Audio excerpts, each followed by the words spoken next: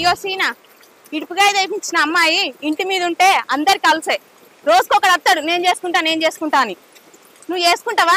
Machine దాకా తాగమంటావా? ఏందే పుష్కన సత్తా అని గంత మాట అంటే ఏందే? మీ అమ్మా నాన్నలు ఒప్పేయాలంటే మాటలా? నువ్వు ఒప్పిస్తావో అంగి దండం పెడతావో నాకు తెలియదు. ఉడుకొడుకు అన్నం తడికేసుకొని తిన్నట్టు అనుకున్నావా?